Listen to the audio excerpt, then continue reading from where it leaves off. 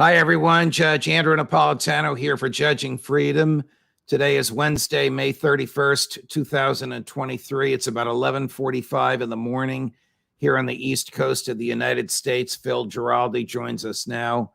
Phil, thank you very much for joining us, and thanks for your time last week with us when I was in Europe. You had many people from Europe and, of course, from all over the world watching us.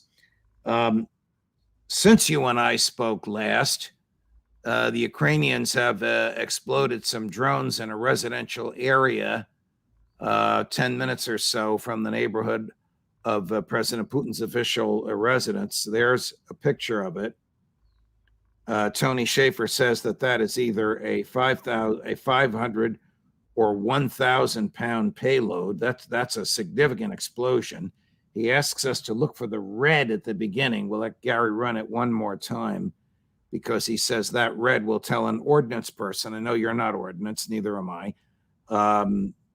Give an ordnance person an indication. One more time, Gary, there it is. See the red of the power of it. But my question to you is, would American intel be aware of the dispatch of this drone and others like it to this residential neighborhood before they went? Well, of course, that's a difficult question. I would think they must have been knowledgeable, not in a sense of directly being informed by the Ukrainians, but rather because I would imagine that every communication system that the Ukrainian government and military use is being tapped into by CIA, NSA, FBI, whatever law enforcement and national intelligence agencies are operating fully there. I would imagine that's a given. So they would have had some prior knowledge of what was going on and probably also what the targets were.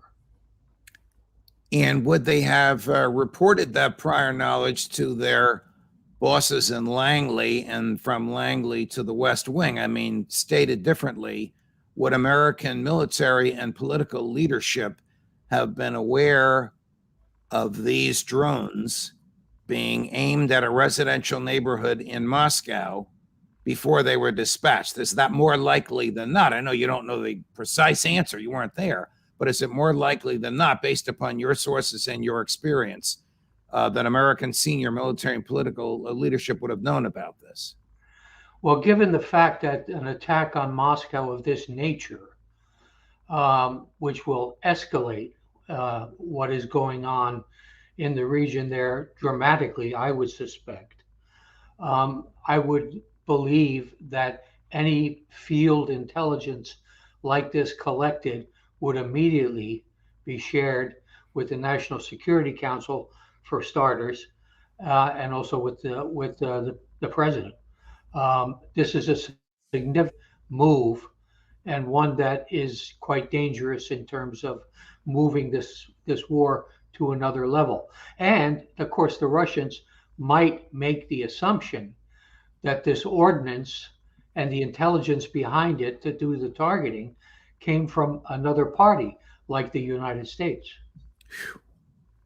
I mean, as I see it, either the United States knew about it and consented, which, as you say, raises a lot of other issues about where this war is going, about which more in a moment, or President Zelensky and his crew are really loose cannons, reckless in the extreme. Now, perhaps both is the case here. Why would this have been aimed at a residential neighborhood, the opposite of a military target, and a residential neighborhood close to President Putin's official residence? I don't know where he sleeps at night. He probably has many residences, but this is one of them. Well, didn't one senior Russian official describe it as like an attack on Beverly Hills? So it was that kind of context. This was a high-end residential area in Moscow, and Putin apparently was not anywhere near it. But nevertheless, the targeting was very specific. It was going after a high-profile target, that if it had killed a lot of senior Russians or Russians who had high profiles, it would have been an automatic escalation, probably within 24 hours of the event taking place. It seems to me to be reckless in the extreme for the Americans to have consented to this. I mean, surely if this word got to the National Security Council, the president could have called up Zelensky and said, "Don't you dare. Are you crazy? We're not supporting World War III." But he didn't. Yeah, well, of course he didn't. I mean, if there were private exchanges that went on, I would rather suspect there were. Then we're not going to be in the loop about that. They're not going to tell Okay. us, because this is, let's face it. I mean, this is becoming Biden's war, and there's not really a whole lot we can do to change that message that they're sending out. Let's go back to some of the conversations we had a few months ago and later your use of that phrase Biden's war, with which I'm in full agreement. And I suspect nearly everyone watching this now is as well. When the CIA people who advise him of their version of the raw intel, it starts out in the field and makes its way to Langley, and then it's politicized and mixed up and spun, and then it gets to the Oval Office, I guess. Are they going to tell him what they think he wants to hear? Or are they going to tell him what the raw intel is telling them? They'll be basically telling him what he wants to hear, but if they're doing it cleverly enough, they will also weave the raw intel into the message.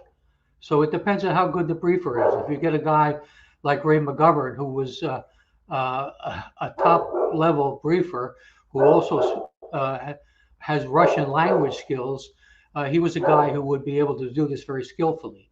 I don't know who is briefing the White House right now, and they could be someone who's a lot lower down the food chain, and we don't really know that. A few minutes ago, when I asked you about Intel being aware of the planned drone strike on the residential neighborhood in Moscow, and you mentioned the CIA and the NSA, you also mentioned the FBI. Is the FBI, a domestic law enforcement agency, physically present in Ukraine or monitoring by some means communications between and among Ukrainian officials? Well, the FBI has an office in most embassies. It's called the Legat. And the Legat, of course, is answerable to the Attorney General. Now, stop it, Rupert. That's enough. This is another function, and it varies from country to country as to how deeply the FBI is embedded with the local law enforcement. In a place like Ukraine, where we're paying all the bills, I rather suspect they are deeply embedded. And what are they doing there? I mean, we have the CIA physically present on the ground. We have the NSA, which monitors Zelensky snoring at night, for all we know. What is the FBI there for? Well, the FBI, if you were to ask them, of course, they would probably be lying to you. They would say that they're there basically to coordinate law enforcement efforts. Now, I imagine that one of their big jobs right now is to pin this rap of war crimes on Putin and on the Russians, and they're probably doing the investigations for Garland on that, for Merrick Garland, the Attorney General, and this is probably a big job of what they do. But to do that, they're deeply into whatever law enforcement entities exist in Ukraine, and they probably their job is to make sure they're keeping an eye on them and finding out what they're not being told. Wow. All right, Senator Lindsey Graham, who of course once famously publicly called for President Putin's assassination, had a meeting with President Zelensky in Kyiv over the weekend. I don't know how long the meeting was. We have about a 35-second clip. I'd like your views on the significance of what he said to President Zelensky. Watch that. Nice to meet you. How are you, sir? We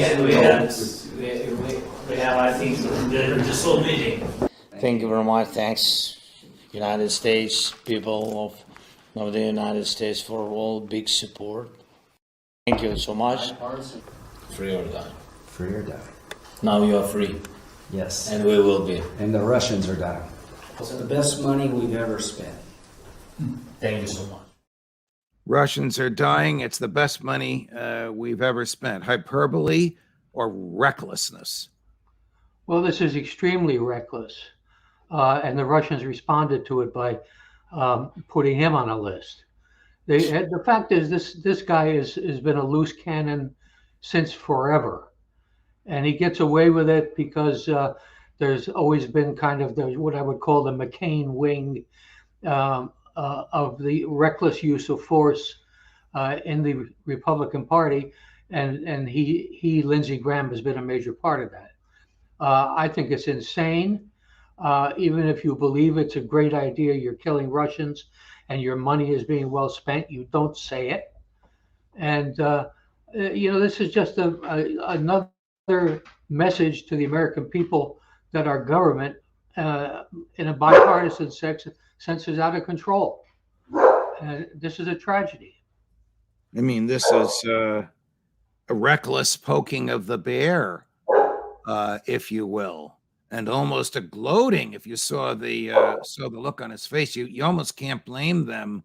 I think they put him on a list of war criminals or sanctions or something. Nothing's going to happen to him. He reacted typically to it, saying it's a badge of honor, and I welcome it. But does a statement like this animate Russian leadership, or do they view him as just a thug? Well, they probably view him as a thug, but they view him as a well-connected thug. He's been around in the Senate for a long time. There are some indications that there are a number of others in the Republican Party that see it the way he does. I would say a certain senator from Florida and another one from Arkansas. These are all people that basically believe in the liberal application of force and terrorism by the United States is somehow legitimate. And what it does is it cuts off all possible discussion or discourse with people who are adversaries, and it also enables them to seize the high ground in terms of what the United States is saying and doing. You recently wrote in a critical way, and I of course applaud that criticism, of legislation introduced by Senator Marco Rubio of Florida, which would make it illegal for American corporations to participate in boycotts of countries that are aligned with whoever's in the White House at the moment, basically interfering with commercial and economic decisions made by American corporations and their affiliates overseas. What's he trying to accomplish other than suppressing free speech? Well, he's criminalizing, or the intention, the ultimate intention, is to criminalize private entities, whether as individuals or as companies, from basically encouraging boycotts and other economic action directed against countries that Washington considers to be friends. And of course, this is primarily focused on Israel and the BDS movement, although the legislation actually doesn't say that, but the sponsors do say it. And the idea is to make it so that anyone who criticizes Israel is up for penalties. And there are 26 states right now where you can be penalized by just saying that you support economic action against Israel for its crimes against humanity. So, I mean, this is a major attack on freedom of speech. Getting back to Ukraine, Here's Victoria Newland about 5 or 6 months ago, encouraging, it seems absurd, but she's encouraging an invasion of Crimea. There is a drone base in Crimea where the drones that the Iranians have given Russia are being launched from. There are command and control sites in Crimea that are essential for Russia's hold on all of the territory, including the land bridge. There are mass military installations on Crimea that Russia has turned into essential logistics and back office depots for this war. Those are legitimate targets. Ukraine is hitting them, and we are supporting that. About as reckless as Senator Graham. Yeah, the real reckless words were the last few, and Right. we are supporting them. Right. This is basically telling the Russians that we're involved in the attacks on Sevastopol, and these basically Russia sees this as a vital national security interest. There's no two ways to parse that, and so it's essentially saying, look, we're already involved in this war, and we're directing them and we're giving them the weapons that they're going to use to attack a vital national interest. Here she is last Friday, just 5 days ago, talking about American involvement in the preparation for the so-called spring offensive. And second part of what she says, preparing for a government when the war is over. And even as you plan for the counteroffensive, which we have been working on with you for some 4 or 5 months, we are already beginning our discussions with the Ukrainian government and with friends in Kyiv, both in the civilian side and on the military side, about Ukraine's long-term future. Let's start with the first part. Could you imagine the American Secretary of State announcing on the airwaves, such as they were in 1944, oh, and you British are helping us to plan D-Day, and we'll be there with you? How reckless is something like this? Well, again, it's totally reckless. It takes no account of other options that could be pursued in terms of this conflict. Like, for example, I never hear her use the word negotiate or discuss. It's always like we are partners, fully partners with Zelensky, who is a loose cannon and has his own ambitions, and we are willing to do whatever it takes to defeat. And Biden has said the same thing. We'll do whatever it takes to win this war. And obviously, winning the war now means dismembering what has become part of Russia, and we're looking at Russia as a truncation, perhaps. So it's we're actively doing it with the Ukrainian government. So this is insane. Even if you're doing this kind of thing, you don't tell people that. You don't do it. It gains you nothing, and all it does is make the situation more intractable. Now we'll go to a far more sane observer of the scene. This is a Q&A with Hungarian Prime Minister Viktor Orban. I'm going to guess that you will share my view of his nuance, his values, and quite frankly, his articulation. It's a little long, but it's worth watching and listening to. You made a great deal about I'm a freedom fighter, 1956 and fighting for freedom. You have a neighbor who is invaded by Russia, the very country. You grew up with pictures of tanks going into Budapest. Why are you opposing the European aid? No, it's emotionally, it's tragic. So we, all of our heart is with the Ukrainians. We understand how much they suffer. But I'm speaking here as a politician who should save lives. So the most important thing for the international political community is to save lives, especially when you are convinced, as I do, that there is no chance to win this war. So therefore, what we should do far more energy invest into to convince everybody that the only solution is ceasefire. And then after the ceasefire, peace talks should start. And then we could, back to your point, yeah? But do you really think there is no chance of Ukraine winning? That's and my surely they stand very little chance of winning without the aid which you are currently blocking. No, my position is that looking at the reality, looking at the figures, looking at the surroundings, looking at the fact that NATO is not ready to send troops, it's obvious that there is no victory for poor Ukrainians on the battlefield. You're not going to hear that out of anybody in the State Department. No, I think that he was right on every point he made. That this has just become a slaughterhouse for both sides to a certain extent. Ukrainians have no chance of winning. He sounded a lot like Colonel McGregor, I'm happy to say.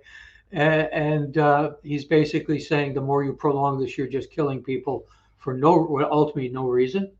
And I think it also was Colonel McGregor who said that, Joe Biden could end this fighting by picking up the phone. And I think it would probably take a couple phone calls, but I think that's probably true. I think that everyone would welcome a way to bring in a ceasefire and then get into serious discussions about an end game here to end the killing and to come to some kind of political settlement over the territorial claims. One of our writers says Orban needs to be careful. They might provoke a color revolution in Hungary soon. That would be your former colleagues in the Central Intelligence Agency. Yeah, and Victoria, let's not leave Victoria Nuland out of it. Correct. He's the expert at this sort of thing.